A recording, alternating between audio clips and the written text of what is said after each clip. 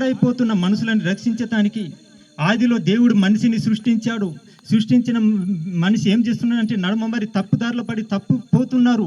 తప్పిపోయిన వ్యక్తిని మంచి ఒక రూట్లో తీసుకొచ్చటానికి మనిషికి చనిపోయిన తర్వాత మరి ఒక పరలోకం నరకం అనేది ఉంటుంది. కాబట్టి మనిషి మరి తప్పిపోవటం వలన మరి ఆయన ఏడికి పోతున్నాడంటే నరకానికి మరి పాత్రలు అవుతున్నారు. మనుషులు నరకానికి పోకట దేవునికి ఇష్టం లేదు. దేవుడు ఆయన స్వరూపంలో చేయబడ్డ మానవుడు, ఆయన చేతుల చేత చేయబడ్డ మానవుడు, ఆయన స్వరూపంలో చేయబడ్డ మానవుడు, ఆయన స్వరూపంలో చేయబడ్డ మానవుడు. కాబట్టి ఆ మానవుడు ఆయన నరకానికి పోవటానికి ఇష్టం లేదు కాబట్టి దేవాది దేవుడే పరలోకం నుంచి భూమి మీదకి మనుషు రీతిగా దిగి వచ్చాడు. ఎవరి గురించి అంటే నీ కొరకు నా కొరకు మాత్రమే. హల్లెలూయా. నీ కొరకు నా కొరకు, ఈ భూమి మీద ఉన్న ప్రతి ఒక్క వ్యక్తి కొరకు ఆయన పరలోకం నుంచి ఈ భూమి మీదకి మానవ రీతిగా మరి వచ్చాడు. జర్మనీ దేశమందు మొట్టమొదటి ప్రింటింగ్ ప్రెస్ని కనిపెట్టిన వారు ఇంకా జర్మనీ దేశస్తులే. 1400 శతాబ్దంలో జాన్ గుటెన్బర్గ్ అనే ఒక వ్యక్తి ప్రింటింగ్ ప్రెస్ కనిపెట్టాడు. ఆ ప్రింటింగ్ ప్రెస్ని దక్షిణ అమెరికా వాళ్ళు కొనుక్కున్నలాట. దక్షిణ అమెరికా వాళ్ళ ప్రింటింగ్ ప్రెస్ని కొనుక్కొని దక్షిణ అమెరికా వాళ్ళ దేశానికి వచ్చి ఆ ప్రింటింగ్ ప్రెస్ని మరి వాళ్ళు చాలు చేస్తానికి పోతే చాలా అయితే లేదట. చాలు చేస్తానికి పోతే చాలా అయితే లేదు. వాళ్ళకెళ్ళి మరి ప్రింట్ వెళ్తనే లేదట. ఎంత ప్రయత్నం చేసినా వెళ్తలేదట. అయితే దక్షిణ అమెరికా వాళ్ళు ఏం చేసిందంటే జర్మనీ వాళ్ళకు ఫోన్ చేసిందట. ఏ ఫోన్ అంటే ఈ ప్రింటింగ్ ప్రెస్ మరి ఎట్లా నడుపుడు అందులో టెక్నికల్ ప్రాబ్లం వచ్చింది.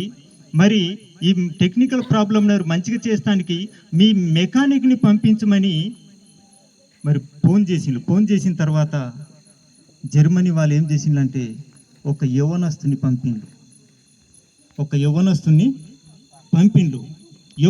పంపిన తర్వాత దక్షిణ అమెరికాకి వచ్చిన తర్వాత ఈ యవ్వనస్తుని చూసి లెక్క చేస్తలేలాట.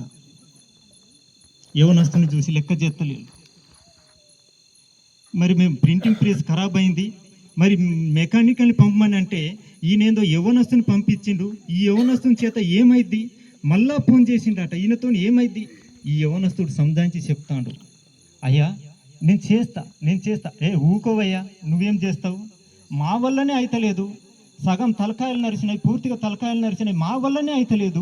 నీ వల్ల ఏమవుతావయ్యా? నువ్వు ఎందుకు వచ్చినావు? అంగడ అనవసరంగా పని లేకుండా నువ్వు అనవసరంగా ఎందుకు వచ్చినావు అని అంటున్నాడు. మళ్ళీ చెప్పబోతాను కానీ ఇంటలేలాట.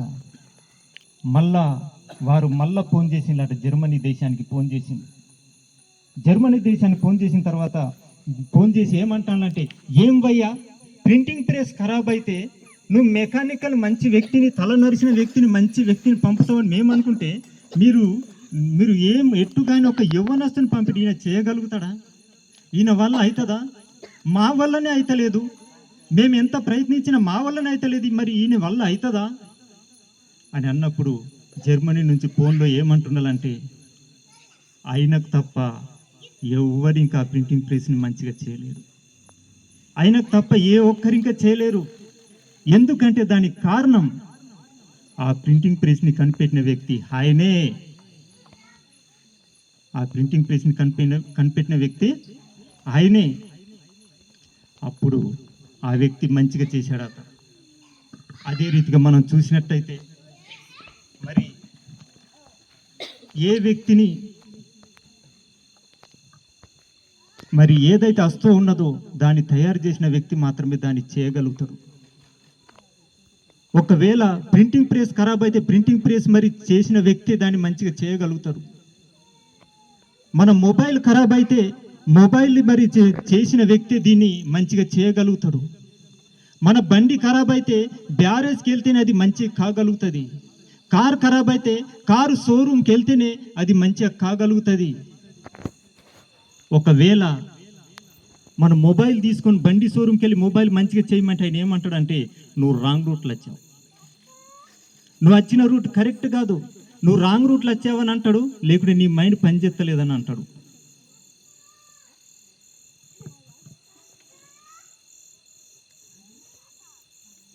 అదే మరి ఏదైతే మరి రిపేర్కి వస్తుందో ఆ రిపేర్ చేయబడ్డ మరి ఎవరైతే కలగజేశారో ఆ జాగాలు పోతేనే అది ఎట్లా రిపేర్ అవుతుందో నిజంగానే మనుషులు ఇంక ఈరోజు చూసినట్టయితే సమాధానం లేని స్థితిలో, సంతోషం లేని స్థితిలో, అన్నీ ఉన్నాయి, ధనం ఉన్నది, డబ్బు ఉన్నది, ఐశ్వర్యం ఉన్నాయి, బలగం ఉన్నది, కానీ ఈరోజు సమాధానం అనేది కరువు అయిపోయింది. మనం చూసుకున్నట్టయితే సమాధానం ఎక్కడ దొరుకుతుంది? సినిమాల్లో దొరుకుతుందా? సీరియల్లో దొరుకుతుందా సమాధానం? సినిమాలు సీరియళ్ళ గురించి చూసేది ఉంటే ఐశ్వర్యరాయ్ 54 ఏళ్ళు దాటిందట, ఇప్పుడు విడ్డాకలు తీసుకున్నదట భర్త దగ్గర నుంచి. పెళ్లికి వచ్చిన బిడ్డే ఉన్నది. అనేక మరి సినిమాలు నటించి విశ్వసుందరిగా ఎదిగింది, కానీ కుటుంబ జీవితంలో పోతే అసమాధానం ఉన్నది. చార్లీ చాప్లిన్ ప్రపంచాన్ని అంతటి నవ్వించేవాడు. ప్రపంచంలో ఎక్కువ నవ్వించే వ్యక్తి ఎవడని ఉన్నాడంటే ఆయన కేవలం చార్లీ చాప్లిన్ మాత్రమే. ఆయన ఏడ్చేటప్పుడు ఎక్కడ పోయి ఏడ్చేదంటే వర్షంలో పోయి ఏడ్చేదట. వర్షంలో పోయి ఎందుకు ఏడ్చేదంటే, ఒకవేళ నేను అందరి ముంగట మరి నేను ఏడ్చిన అనుకో, నేను చేసి నవ్విపించే నవ్వుకు విలువ ఉండదని. నేను నవ్విపించే నవ్వుకు విలువ ఉండదు.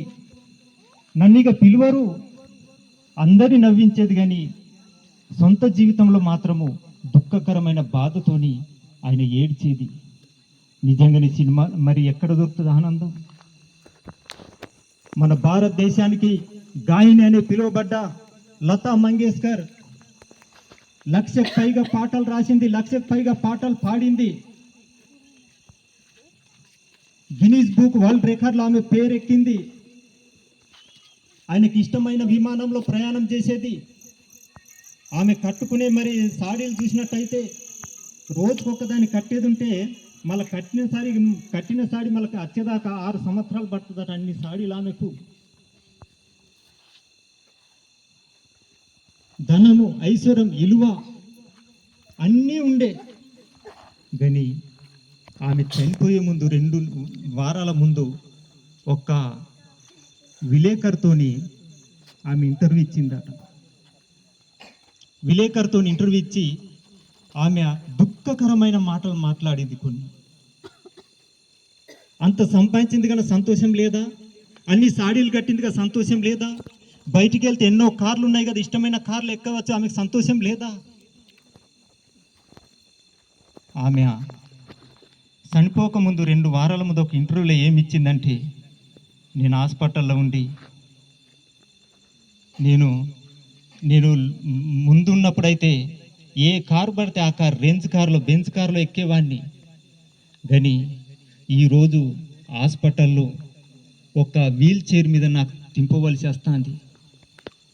నేను జెట్ ప్లేన్ ఎక్కి ఈ దేశానికి ఆ దేశానికి నేను ప్రయాణం చేసేదాన్ని, కానీ ఇప్పుడు ఈ ల్యాబ్ నుంచి ఆ ల్యాబ్కు, నెత్తురు పరీక్ష నుంచి మరి మెదడు పరీక్ష నుంచి గుండె పరీక్ష నుంచి కార్జం పరీక్షకు, ఈ ల్యాబ్ నుంచి ఆ ల్యాబ్కు వెళ్ళవలసి వస్తుంది. ఆమె అన్నది కదంటే, నాకు ఎన్నో సాడీలు ఉన్నాయి, కానీ హాస్పిటల్లో నేను కేవలము ఈ హాస్పిటల్లో ఉన్న గౌన్ మాత్రం వేసుకోవాల్సి వస్తుంది 24 గంటలు. నాకు సమాధానం లేదు అన్నట్టు దుఃఖ మాటలతో మాట్లాడింది. హల్లెలూయా. కాబట్టి ఏంటంటే సమాధానం అనేది కరువు అయిపోయింది. అయితే దేవుని యొక్క వాక్యంలో మనం చూసుకున్నట్టయితే మార్కు సువార్త 5వ అధ్యాయంలో 25వ వచనం 26వ వచనంలో మనం చూసుకున్నట్టయితే, ఒక్కసారి మార్కు 5:25-26